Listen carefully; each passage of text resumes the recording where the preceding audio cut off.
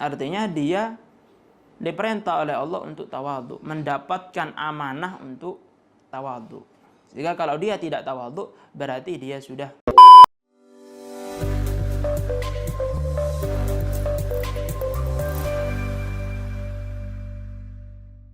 Assalamualaikum warahmatullahi wabarakatuh. Kembali lagi bertemu dengan saya di Jibril Vlog. Kali ini di episode ketiga kita akan membahas tentang etika seorang guru, dan kemudian insyaallah akan dilanjutkan dengan pembahasan etika murid, adabul muallim dan adabul muta'allim. Setelah kemarin kita bahas tentang takwa, sekarang kita akan bahas adabul muallim. Fatihah Muhammad sallallahu alaihi wasallam.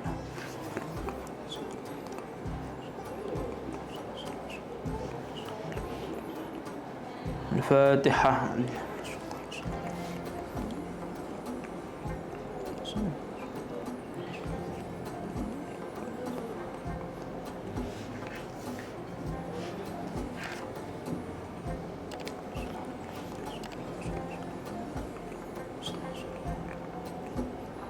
Fatihah.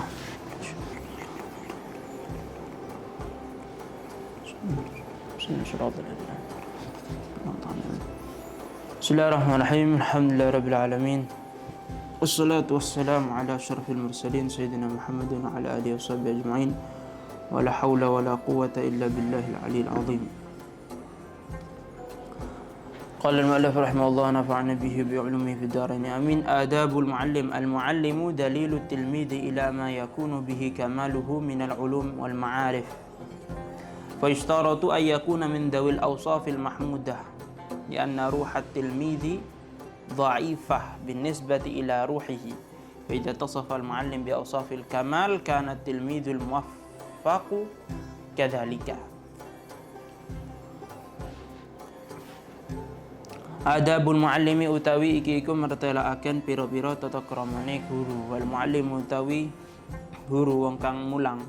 Dalilut tilmidzi iku wong kang nuduhaken murid ilama maring perkara yakunu kang ana bihi iku tetep kelawan ma apa kamaluhu sampurnane tilmid minal ulumi saking pira-pira ilmu wal ma'arif lan pira-pira ma'rifah. Fasyaratu maka den syarataken apa ayakuna yen ta ono sapa muallim min dzawil awsaf iku saking pira-pira wong kang anduweni pira-pira sifat al mahmudati kang den puji. Lianna ruhat tilmidzi karena satuhune ruhi tilmidz dhaifatun iku apes binisbati kalawan den bangsaaken ila ruhihi maring ruhi muallim. Faida tasofa mengko nalikane persifatan al muallimu sapa wong kang mulang bi ausafil kamali kelawan pira-pira sifat kesempurnaan kana mengko ana at-tilmidzu sapa murite al muwaffaqu kang den paringi taufik kadzalika iku kaya mengkono-mengkono muallim. Tata krama seorang muallim.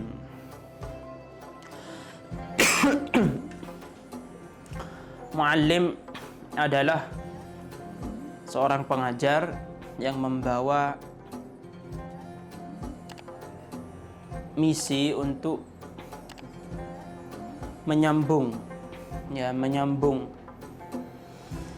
lidah generasi terdahulu dengan generasi yang baru.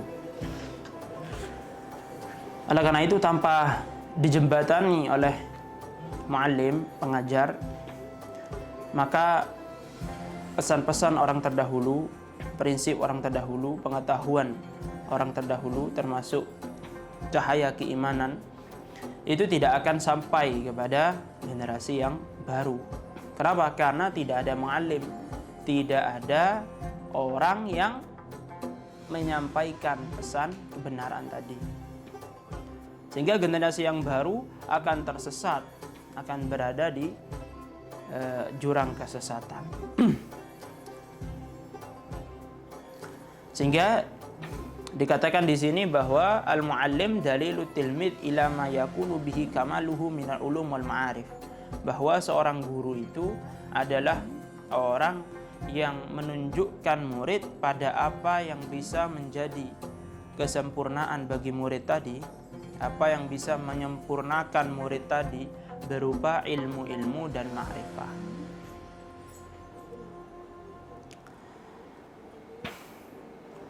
Oleh karena itu, pada mulanya manusia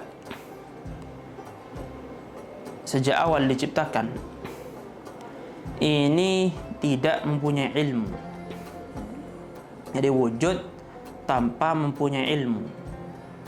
Jadi Allah menciptakan manusia tidak dibarengi dengan ilmu.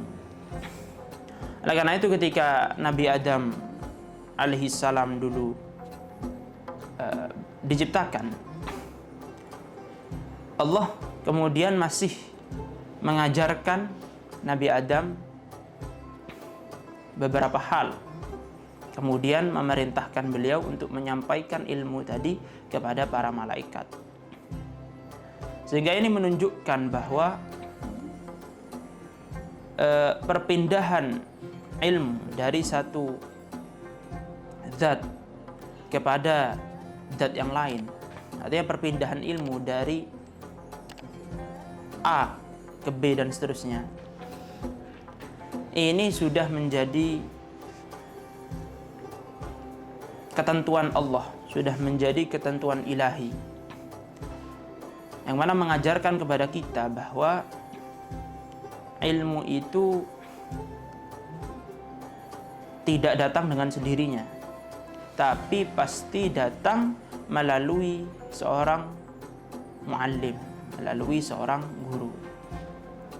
Hingga transmisi ilmu ini mulai dari awal sampai akhir ini sudah menjadi ketentuan Allah yang tidak bisa digantikan. Artinya sampai kapanpun tidak akan ada orang yang terlahir dengan membawa ilmu. Semua orang terlahir dalam keadaan bodoh. Kemudian orang tadi mendapatkan ilmu dari seorang muallim.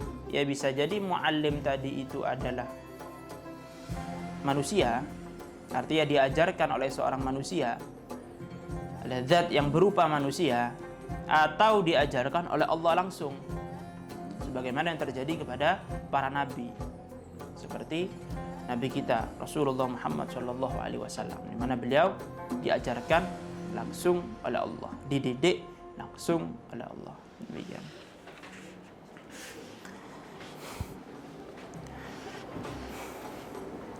Oleh karena itu Rasulullah SAW pernah bersabda bahwa innama bu'itsu mu'alliman, tidaklah aku diutus kecuali untuk menjadi seorang guru, atau aku hanyalah diutus untuk menjadi pengajar. Artinya apa ya? Menjadi penyambung antara Allah Subhanahu wa taala dengan para makhluknya. Jika beliau menerima wahyu dari malaikat Jibril mendapatkannya dari Allah, kemudian Nabi menyampaikan itu kepada para sahabat. Para sahabat kemudian menyampaikan pada generasi tabi'in dan seterusnya. Sehingga para nabi ini adalah para pengajar yang mana ditugaskan oleh Allah untuk menyampaikan wahyu, untuk menyampaikan petunjuk dan ajaran Allah Subhanahu wa taala. Sehingga ketika Nabi wafat, maka penerus misi dari Nabi ini untuk menyampaikan ilmu, untuk menjadi sosok yang menyampaikan ajaran dari Allah Subhanahu wa taala, ini adalah para ulama setelahnya, dilanjutkan Khulafaur Rasyidun, dan kemudian dilanjutkan tabi'in, dan begitulah seterusnya. Oleh karena itu disebutkan bahwa ulama warathatul anbiya, ulama adalah pewaris dari para nabi. Kenapa? Karena mereka mewarisi ilmu para nabi sekaligus mewarisi misi dari para nabi untuk menyampaikan ilmu syariat. Oleh karena itu, seperti yang kita tahu di Bani Israel, bagaimana ketika satu nabi wafat, maka akan digantikan oleh nabi berikutnya. Karena dari saking pentingnya muallim ini. Kemudian ketika Kanjeng Nabi Muhammad SAW ini wafat dan tidak ada nabi lagi setelah beliau, maka misi kenabian dilanjutkan oleh para ulama. Sehingga misi para ulama ini adalah misi yang sangat besar, misi yang agung, yang mana misi para ulama sama dengan misi para nabi dalam memberikan bimbingan, menyampaikan ilmu, menyampaikan ajaran Allah Subhanahu wa taala. Karena para ulama tadi adalah mempunyai misi yang sama dengan para rasul, fayustaratu ayyakuna min dawil awsafil mahmudah. Maka seorang guru ini harus memiliki sifat-sifat yang baik.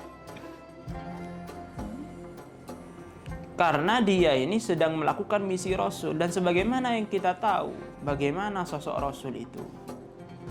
Bagaimana sosok Rasul yang kita kenal? Apakah beliau adalah orang yang punya sifat yang buruk? Mempunyai sifat yang tidak disukai oleh orang-orang di lingkungannya? Apakah demikian? Kan tentu tidak. Sehingga kesamaan misi ini juga menuntut kesamaan sifat pembawanya. Oleh karena itu, seorang muallim harus berusaha sebaik mungkin untuk bisa menerapkan sunnah-sunnah Kanjeng Nabi Muhammad SAW, karena misi dia adalah sama dengan misi Kanjeng Nabi, sehingga sifat dia juga harus sama dengan sifat Kanjeng Nabi. Artinya, seorang muallim harus bisa menerapkan sunnah Kanjeng Nabi. Seorang muallim harus bisa menerapkan akhlaknya Kanjeng Nabi Muhammad SAW. Lianna ruhat tilmid dha'ifah bin nisbah ila ruhi. Fa idza tasafa al-muallim bi awsafil kamal kana tilmid al-muwaffaq kadzalika. Dan lagi, ruh atau jiwa seorang murid ini lemah apabila dibandingkan dengan ruh gurunya. Sehingga ketika gurunya ini bersifat dengan sifat-sifat yang sempurna, dengan sifat-sifat yang baik, maka kana tilmid al-muwaffaq kadzalika, maka murid yang diberi taufik ya juga akan demikian.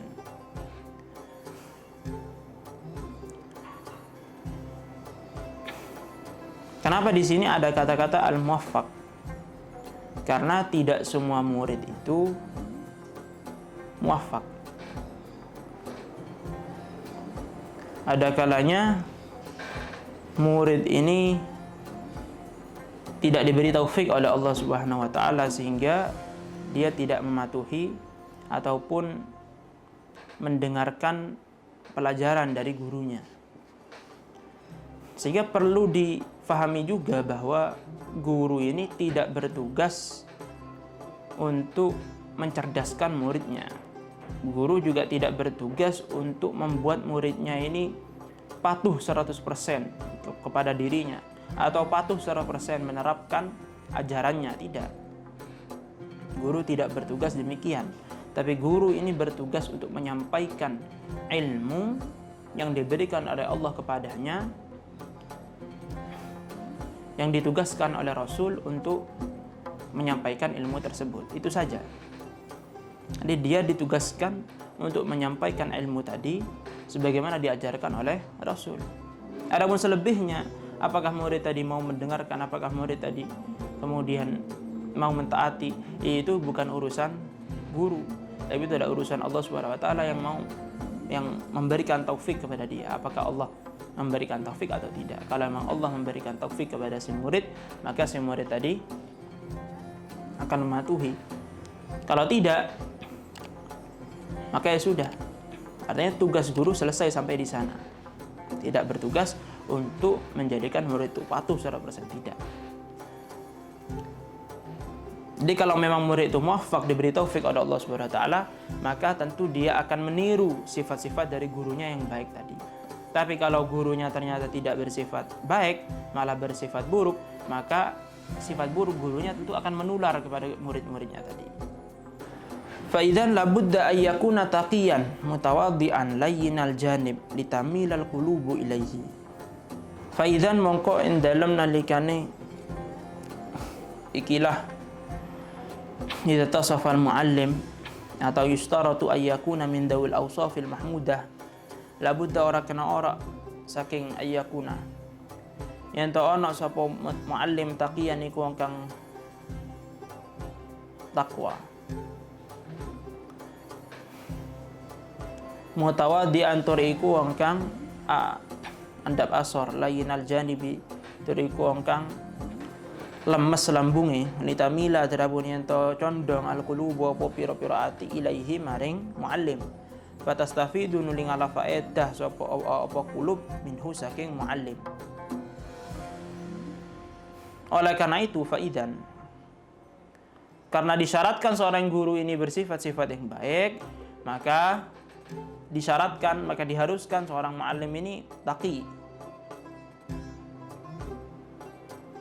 adalah orang yang bertakwa. Bagaimana takwa? Ya, seperti yang sudah disebutkan di episode kedua.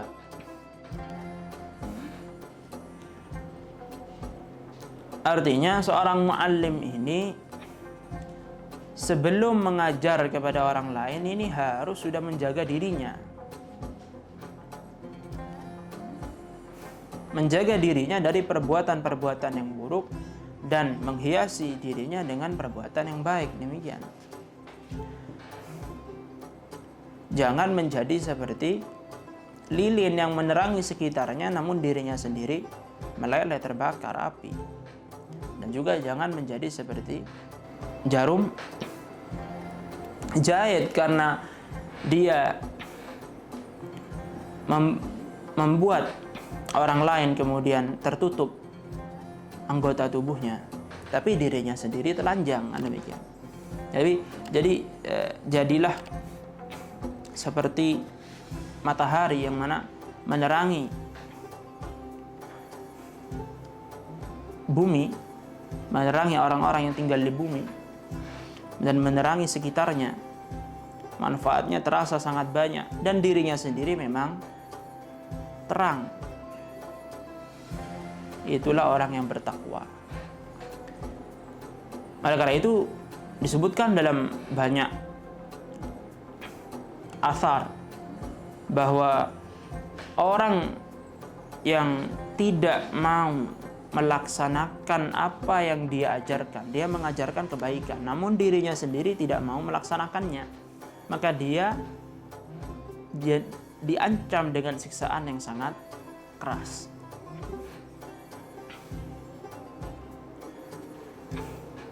Sehingga seorang muallim ini harus terlebih dahulu kemudian mengamalkan ilmu tersebut, baru kemudian menyampaikan ilmu tadi kepada orang lain.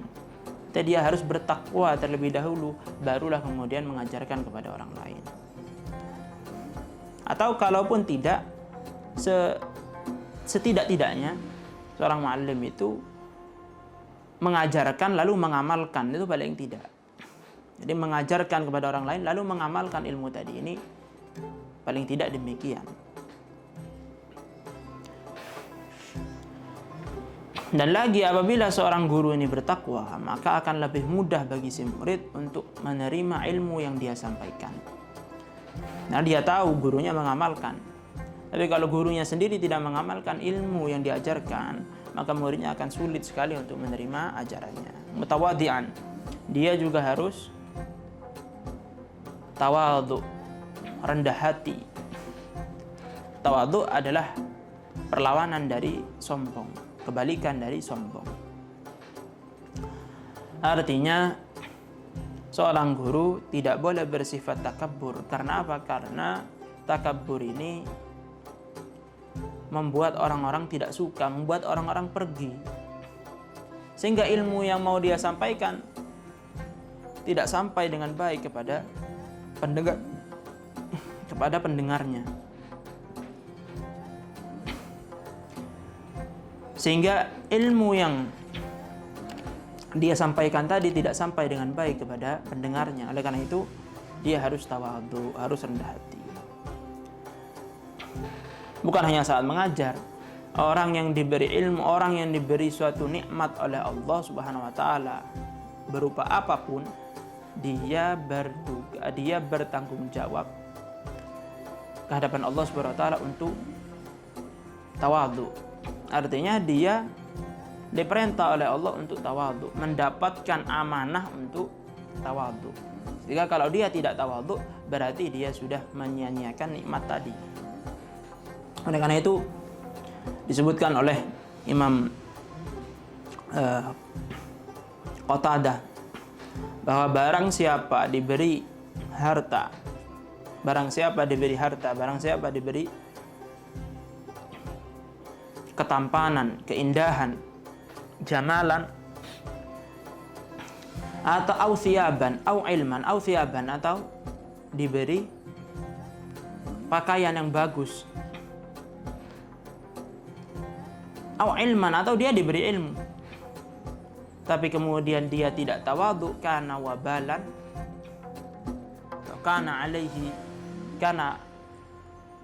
alaihi wabalan yaumal qiyamah. Maka hal tersebut, maka nikmat yang Allah berikan tadi akan memberi wabal, akan menjadi petaka, akan menjadi musibah, akan menjadi siksaan bagi dia nanti di hari kiamat.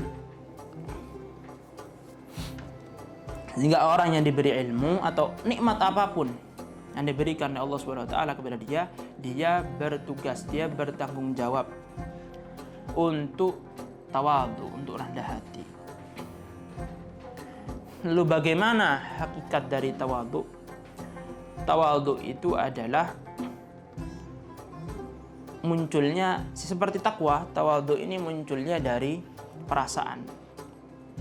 Tawadhu adalah muncul dari perasaan bahwa tidak ada di muka bumi ini, tidak ada di seluruh alam semesta ini yang lebih hina daripada dia. Jadi dia merasa bahwa dirinya adalah orang yang paling hina di seluruh alam semesta, di seluruh dunia, tanpa menisbatkan tawadhu tadi kepada dirinya. Artinya dia tidak merasa sedang tawadhu, atau dia merasa bahwa dia berhak untuk mendapatkan tingkatan, untuk mendapatkan perlakuan dari orang lain yang lebih baik misalnya. Nah, ini berarti bukan orang tawadhu.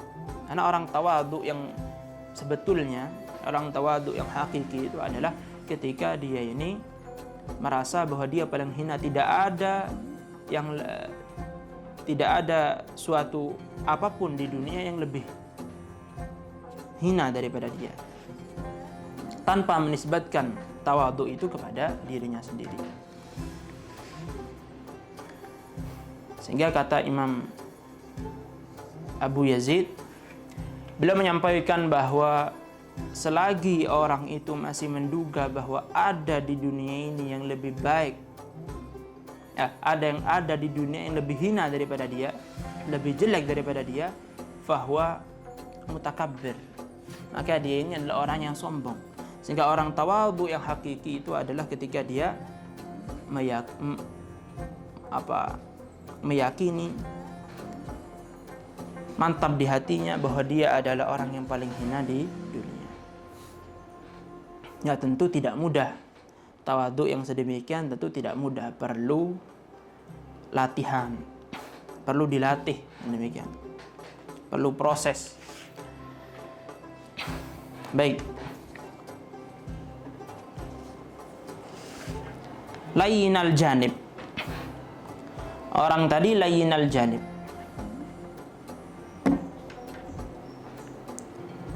Ya, saya ulang. Layyinal janib. Orang itu layyinal janib. Bagaimana layyinal janib? Layyinal janib ini lunak. Jadi bersifat lunak. Tidak bersifat keras, tapi dia bersifat lunak. Agar apa? Litamilal qulubu ilaihi fatastafidu minhu. agar hati pendengarnya condong kepada dia, kemudian bisa menerima pelajaran yang disampaikan. Sehingga Allah menyifati Kanjeng Nabi itu dengan layyin, fabima rahmatin minallah lintalahum. Maka dengan rahmat Allah, dengan sebab rahmat Allah, lintalahum, engkau bersifat lunak. Artinya bersifat layyin, bersifat lemah lembut kepada mereka dengan memaafkan, kemudian tidak mudah kemudian marah, kan demikian.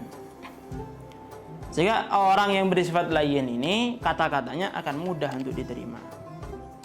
Wa yakuna lan saking ento ono sapa muallim haliman iku wong kang aris wa quran tur kang anteng liuk tada drapun ento den anut sapa muallim bihi liuk tada drapun ento den anut bihi sapa kelawan muallim. Wa yakuna lan ento ono sapa muallim da rahmatin iku wong kang anduweni rahmat litalami di maring pira-pira murid. Syafiqan turiku kang welas alaihim ing atasi talamid. Dita'dhuma darabun yen to agung apa rahubatuhum senenge talamid fima ing dalam perkara yulqi kang bakal nibakaken sapa muallim hi ing ma ilaihim maring talamid. Wa ayyan sahalan yen to maringi nasihat sapa muallim hum ing talamid wa yu'addiba dan yanto didik sapa muallim hum ing talamid fa yuhsinu maka bagusaken sapa talib sapa muallim ta'dibahum ing didik talamid wa alla yukallifalan yanto ora maksa merdi sapa muallim hum ing talamid minal ma'ani saking pira-pira makna ma ing perkara taksuru kang cendaan saking ma idrakatuhum apa pira-pira penemune talamid. Kemudian seorang muallim ini harus halim. Apa halim? Halim ini murah hati, penyabar, ini halim. Waquran, dan dia ini wakur, bersifat waqar, apa tenang. Artinya tenang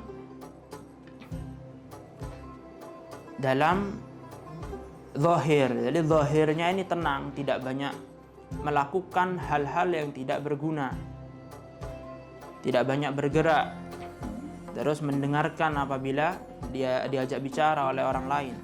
Agar apa? Liyuqtada bihi, agar dia kemudian diikuti oleh muridnya tadi. Ada waqar, ada sakinah. Ini berbeda walaupun secara arti terjemahan sama-sama bermakna ketenangan. Waqar ini artinya adalah ketenangan zahir. Jadi secara zahir dia tidak melakukan sesuatu yang berlebihan atau tidak berguna. Ini waqar. Ada sakinah. Sakinah ini apa? Ketenangan batin, ketenangan hati. Karena itu Allah berfirman, huwallazi anzala as-sakinata fi qulubil mu'minin. Nah, di sakinah letaknya di hati. Adapun waqar ini di zahir. Di zahir. Waqarna fi buyutikunna. Ini menunjukkan bahwa waqar ini artinya adalah diam, tenang zahirnya. Agar apa? Liyuqtada bihi, agar bisa diikuti, agar bisa ditiru. Wa yakuna dza rahmatin litalamid. Dia seorang muallim ini juga harus belas kasih kepada muridnya, syafiqan alaihim ta'zuma raghbatuhum fima yulqihi ilaihim, agar murid tadi itu semangat untuk mendengarkan apa yang disampaikan oleh gurunya tadi. Jadi harus rahmat, memandang mereka dengan pandangan kasihan, dengan pandangan penuh belas kasih. Wa yansahahum, dan seorang guru ini harus memberi nasihat, menunjukkan jalan-jalan terbaik, metode belajar yang terbaik. Wa yu'addibahum, mendidik akhlak mereka, fayuhsin ta'dibahum, artinya mendidik mereka dengan pendidikan yang baik. Wa la yukallifahum minal ma'ani ma taqsuru anhu idrakatuhum, dan seorang muallim ini tidak boleh memaksa muridnya untuk memahami hal-hal yang belum saatnya. Ini kalau memang mereka belum saatnya untuk menerima suatu pelajaran tertentu, semisal dalam perkara khilaf, fikih semisal, ya jangan langsung diajarkan, karena itu khatibun nasa biqadri uqulihim, kan demikian. Jadi ajak bicara, sampaikan kepada manusia itu sesuai dengan akal mereka, sesuai dengan kadar akal mereka. Kalau mereka kiranya belum sanggup menerimanya, ya jangan kemudian disampaikan. Tunggu saatnya, barulah kemudian disampaikan. Itulah beberapa syarat yang harus dipenuhi oleh seorang muallim. Saya kira cukup sampai di sini. Insyaallah kita ketemu di episode keempat nanti, membahas tentang adab seorang murid. Baik, kalau ada koreksi atau saran silahkan sampaikan di komen. Terima kasih. Suratul Fatihah.